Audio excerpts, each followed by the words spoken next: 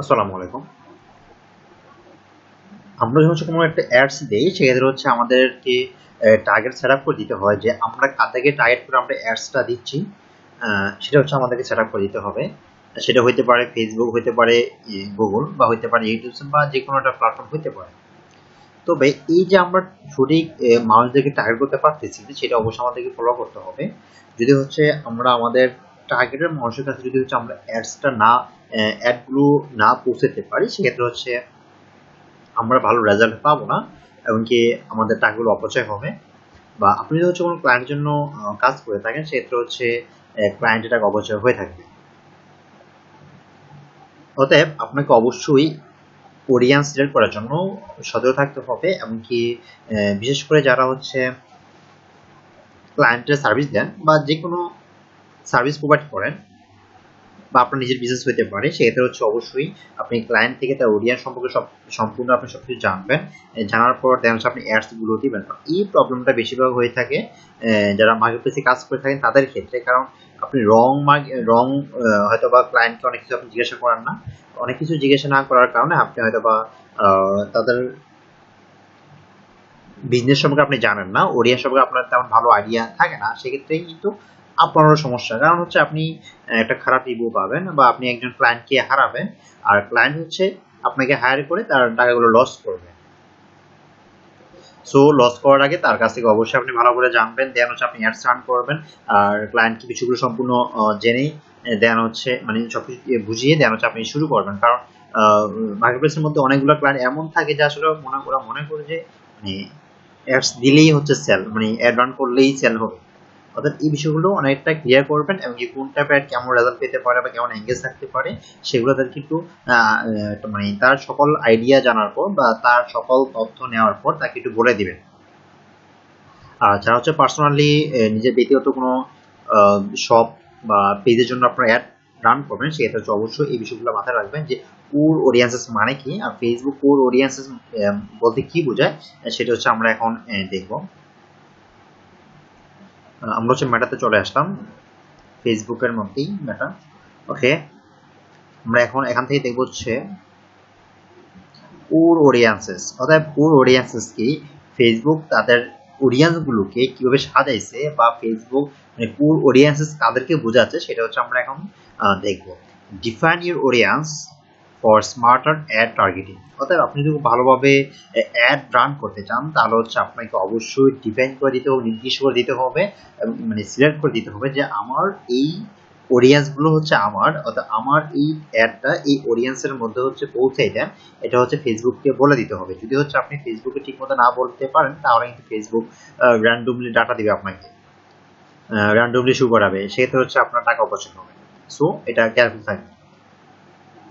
With core audiences, you set the roles for where your ads are delivered. Adjust your target audience to be as broad or well defined as you like based on the following criteria. অবশ্যই আপনাকে অবশ্যই কিছু criteria follow করতে হবে। Suppose location, তো লোকেশনের মাধ্যমে হচ্ছে আপনি কিভাবে একটা একটা অ্যাড সেট করবেন, অ্যাড দিবেন, সেটা হচ্ছে আপনাকে অবশ্যই ওদেরকে বলে দিতে হবে যে আপনি কোন কোন লোকেশনের মধ্যে অ্যাডসটা দিতে চাচ্ছেন, এবং কি কোন কোন এরিয়াতে হচ্ছে আপনার অডিয়েন্স গুলো থাকে সেটা তাদেরকে বলে দিতে হবে। যেমন হচ্ছে আপনার অডিয়েন্স থাকতে পারে যে একটা দেশের মধ্যে একটা নির্দিষ্ট সিটিতে, লাইক আপনার বিজনেসটা হচ্ছে ঢাকা কেন্দ্রিক যদি আমি বলি, বা আপনার ক্লায়েন্টের বিজনেস হচ্ছে ক্যালিফোর্নিয়া কেন্দ্রিক, অর্থাৎ একটা সিটি বা একটা এরিয়া। অর্থাৎ আপনার যখন হচ্ছে আপনি যখন কোনো একটা নির্দিষ্ট এরিয়া আওতা অনুযায়ী আপনি একটা অ্যাডস রান করবেন সেক্ষেত্রে কিন্তু আপনি ওই নির্দিষ্ট এরিয়ায় দিবেন। সাপোজ আপনি যদি আপনি মনে করেন সাপোজ বাংলাদেশে যদি বলি পাঠাও, পাঠাও হচ্ছে অনলি বাংলাদেশের ঢাকার মধ্যে অ্যালাউ। এখন পাঠাও যদি ওদের অ্যাডগুলো যদি রান করে অন্য আদার সিটিতে, লাইক চট্টগ্রাম হইতে পারে, সিলেট হইতে পারে, রাজশাহী হইতে পারে, এখন অন্যান্য যে এরিয়াগুলোতে আছে ওরা যদি র্যান্ডমলি দেয় তাহলে কিন্তু ওরা টার্গেটের মানুষের পৌঁছাতে পারবে না। সো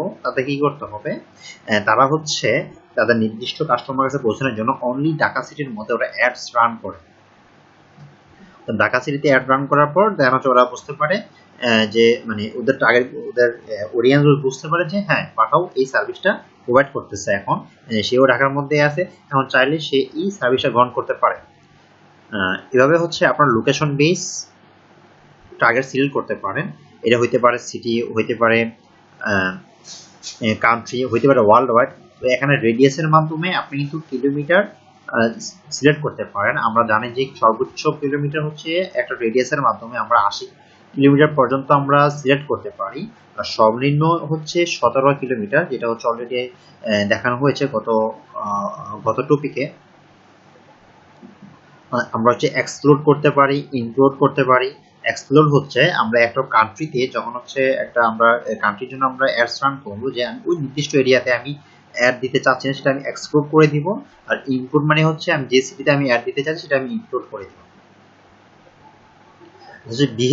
বিহেভিয়ারটা কি? Target your add based on consumer behaviour such as prior purchase and device uses. অর্থাৎ আপনার যেই কাস্টমারগুলো আছে, কনজিউমারগুলো আছে, ওদের ব্যবহারটা কেমন হচ্ছে, ওরা কি করতেছে। আর এই যে বিহেভিয়ার যে অপশনটা, সেটা প্রায়োরিটি দিচ্ছে হচ্ছে সেল।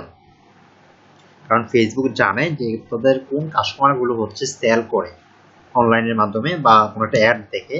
অর্থাৎ বিহেভিয়ার মাধ্যমে যখন আপনি কোনোটা সিলেক্ট করবেন, তাহলে হচ্ছে আপনার পারচেস রেট একটু বেড়ে যাবে, এবং এটার মাধ্যমে হচ্ছে আপনি ওদেরকে ডিফাইন করতে পারবেন যে হ্যাঁ আমার এই তাদেরকে আমার এই অ্যাডটা দাও, এবং ডিভাইস কারা কোন ডিভাইস ইউজ করে সেটাও আপনি বলে দিতে পারবেন। অর্থাৎ আপনি যারা হচ্ছে আইফোন ইউজ করে আপনি তাদেরকে অ্যাডটা দিতে চান, বা যারা হচ্ছে অ্যান্ড্রয়েড ইউজ করে তাদেরকে হচ্ছে আপনি অ্যাডটা দিতে চান, সেটাও এইভাবে ভাগ করে দিতে পারবেন।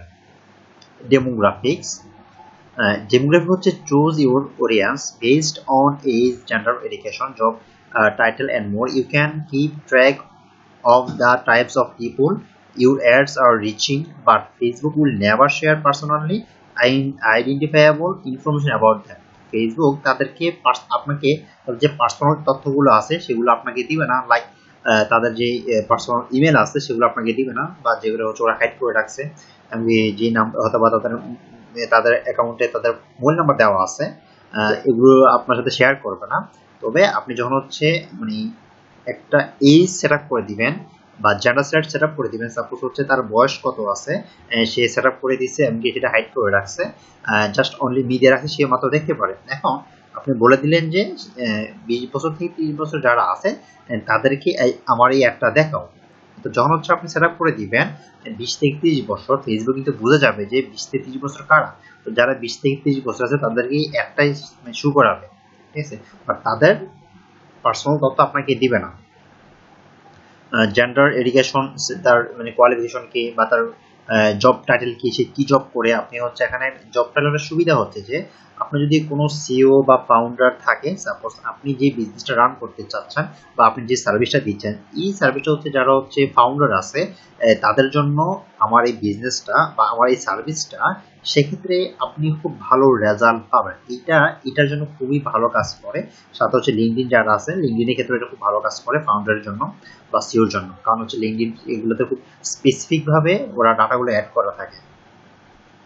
আর ফেসবুকের মধ্যে কিন্তু যারা ফাউন্ডার থাকে বা বিভিন্ন কোম্পানির প্রতিষ্ঠাতা বা সিও বা জব টাইটেল ম্যানেজার যারাই থাকে না কেন বা এইচআর, তাদেরকে হচ্ছে আপনি আলাদাভাবে সিলেক্ট করে দেন হচ্ছে আপনার বিজনেস ক্যাটাগরি অনুযায়ী তাদেরকে সিলেক্ট করে অ্যাডগুলো দিতে পারবেন। অর্থাৎ তাদের টাইটেল দেখে, জব টাইটেল বা তাদের পেশা দেখে আপনি হচ্ছে অ্যাডগুলো দিলে তাদের কাছে পৌঁছাবে, এমনকি আপনি সঠিক মানুষের কাছে পৌঁছাতে পারবেন। এটা খুব ভালো একটা option.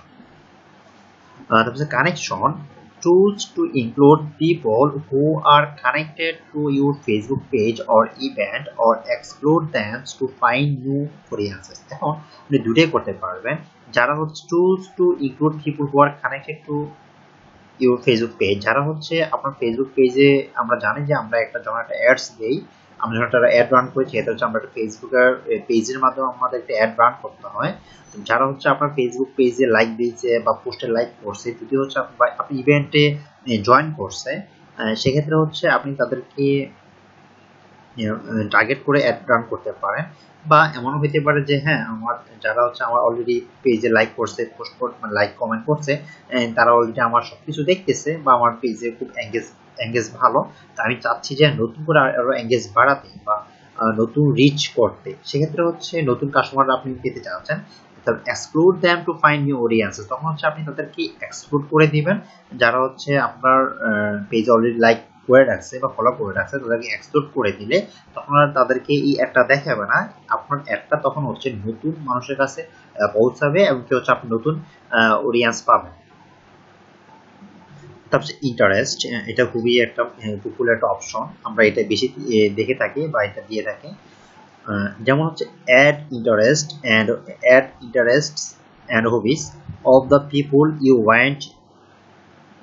you add to reach, from organic food to action films, and make you targeted ads more relevant. তা আপনি হচ্ছে যারা হচ্ছে ইন্টারেস্টেড আপনার অ্যাডের প্রতি যারা ইন্টারেস্টেড থাকে অথবা আপনি যাদের মনে করতেন যারা হচ্ছে আমার অ্যাডে ইন্টারেস্ট অপশন থাকে, যে ডিটেলস টার্গেটিং এর কোনো অপশন পাবেন যে আপনি আপনার টার্গেটেড ট্রাফিকদেরকে আপনি টার্গেট করতে পারবেন এবং কি আপনারা সাপোজ হচ্ছে এখানে ডিটেলস টার্গেটিং থেকে যখন হচ্ছে আপনি একটা সার্চ করবেন, সার্চ করার পর আপনাকে সাজেস্ট করবে যারা ইন্টারেস্টেড তাদেরকে সিলেক্ট করার জন্য। আপনি হচ্ছে যদি হচ্ছে ইন্টারেস্টেড অডিয়েন্সকে সিলেক্ট করতে চান তাহলে হচ্ছে সেখান থেকে এটা সিলেক্ট করতে পারবেন। এই হচ্ছে ফেসবুকের কোর অডিয়েন্সেস অপশন বা 5টা পার্ট। আপনারা হচ্ছে এগুলোর মাধ্যমে হচ্ছে আপনারা অডিয়েন্স সিলেক্ট করতে পারবেন ফেসবুকের মধ্যে। আর এগুলো হচ্ছে সেম বলতে এগুলোই মানে অনেকটা মিল আছে গুগলের ক্ষেত্রে, সেটা হচ্ছে পরে দেখাবো।